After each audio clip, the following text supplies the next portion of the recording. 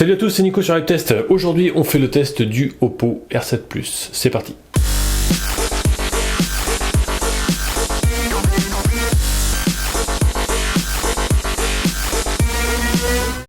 Alors sur ce Oppo R7 Plus, on retrouve un écran de 6 pouces en Full HD en 1920 par 1080. On a un écran de 16 millions de pixels, de technologie AMOLED.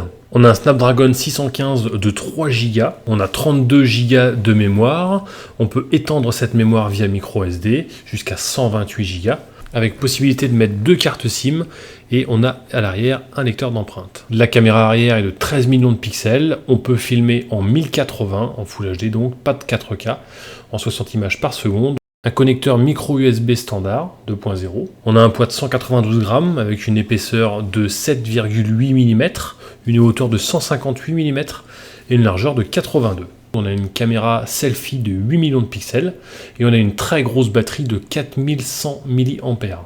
On a du Wi-Fi, du Bluetooth, de la 3G, de la 4G. Et c'est un appareil qui est disponible sur Internet à partir de 429 € environ. Alors, ce petit Oppo R7 Plus, il est plutôt pas mal.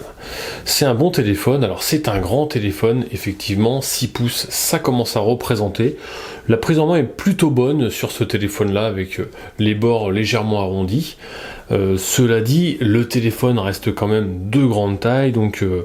pour certains, ça sera peut-être un petit peu compliqué. Au niveau de l'affichage, on a un bel écran Full HD qui rend plutôt bien. Les couleurs sont plutôt belles.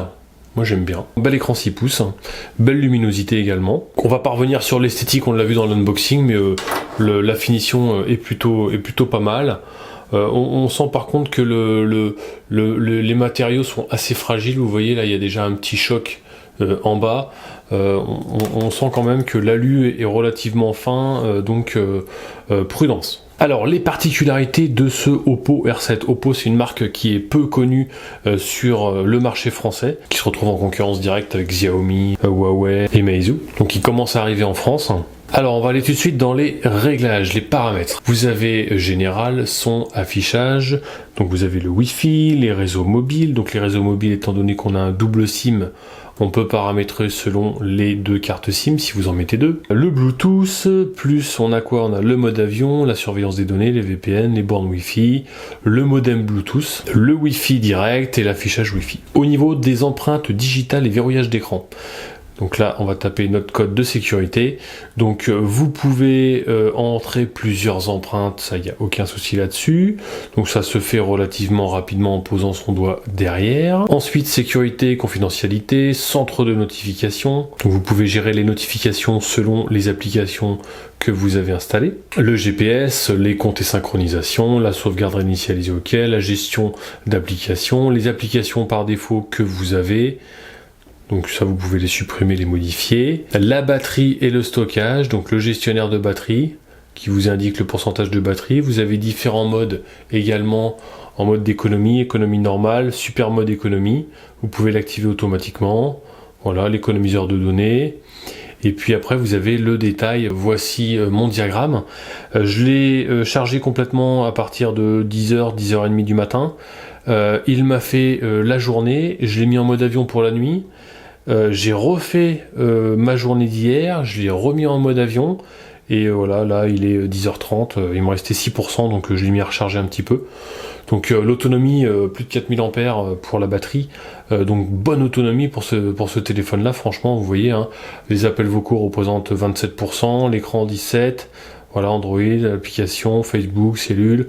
Bon, j'ai pas joué énormément, hein, parce que je joue pas de trop, mais très très bonne autonomie pour ce téléphone, grosse batterie, donc c'est un petit peu normal entre guillemets. Alors, forme et mouvement, ça c'est pas mal pour personnaliser les écrans.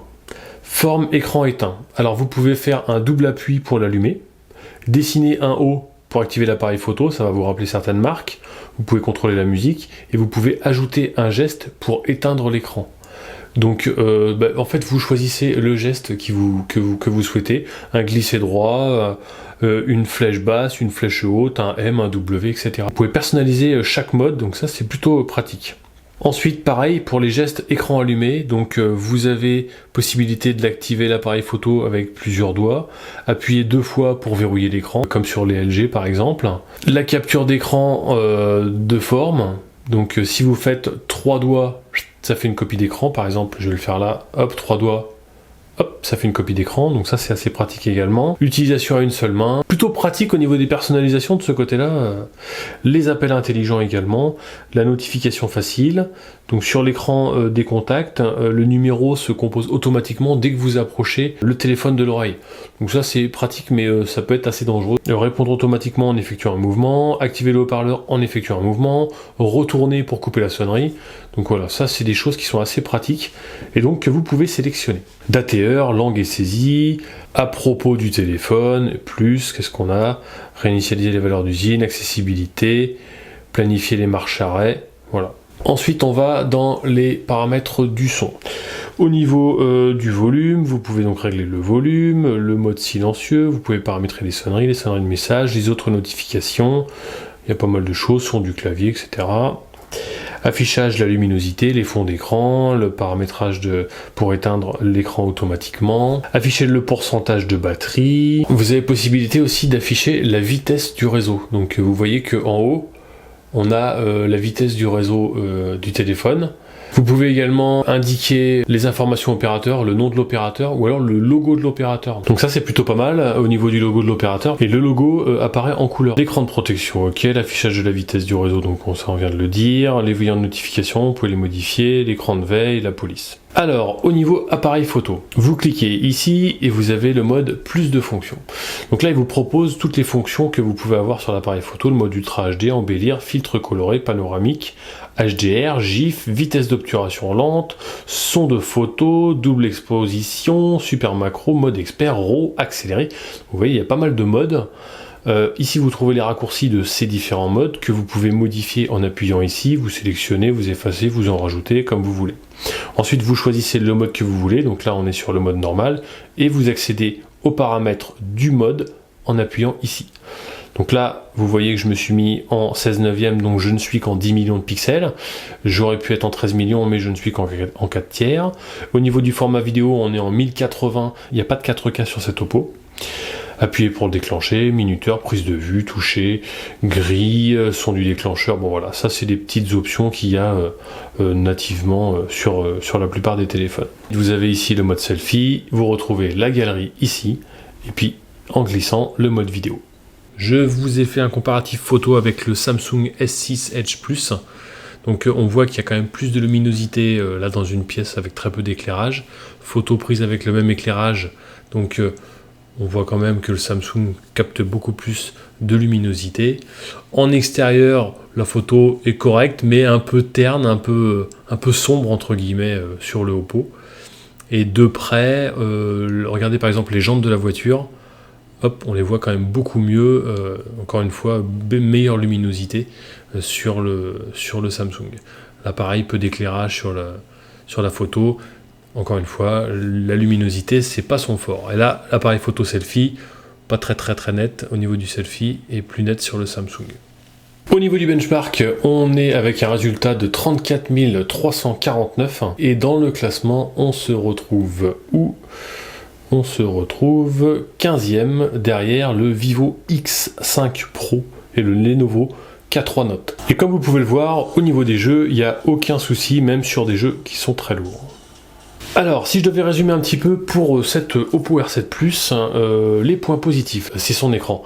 Écran 6 pouces pour aller naviguer, pour aller sur internet, pour aller jouer, c'est quand même bien plus sympathique avec un grand écran. C'est vrai que la prise en main est plutôt bonne malgré sa taille.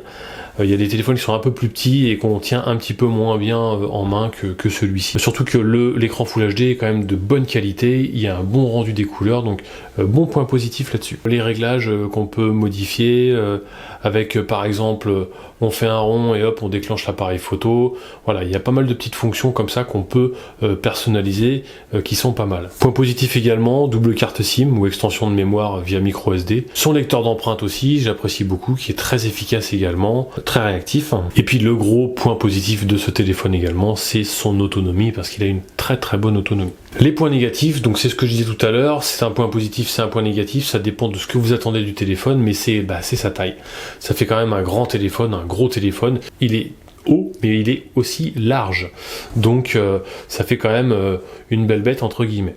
Niveau personnalisation, on a vu qu'il y avait des points positifs, il y a des points négatifs, on peut pas inverser par exemple la barre en bas, la touche retour, etc. Donc pour les gauchers, les droitiers, les habitués Samsung, etc. c'est un petit peu dommage. Après niveau photo, on aurait voulu éventuellement une qualité photo supérieure, et c'est là où je pense que le Mate 8 va rentrer en jeu, puisqu'on va se retrouver avec un 6 pouces avec une qualité photo je pense supérieure, mais avec un prix qui est quand même plus élevé sur le Mate 8. Voilà pour ce test sur ce Oppo R7 Plus, plutôt positif ce test par rapport au prix et à la taille et aux caractéristiques du téléphone. J'espère que ce test vous aura plu. N'hésitez pas à nous rejoindre sur la chaîne YouTube, sur Facebook, sur Twitter, sur Instagram. Je vous laisse avec la galerie photo habituelle sur la chaîne iTest pour le voir de plus près. Et puis on se retrouve prochainement sur un nouveau test unboxing. Allez, à bientôt, ciao.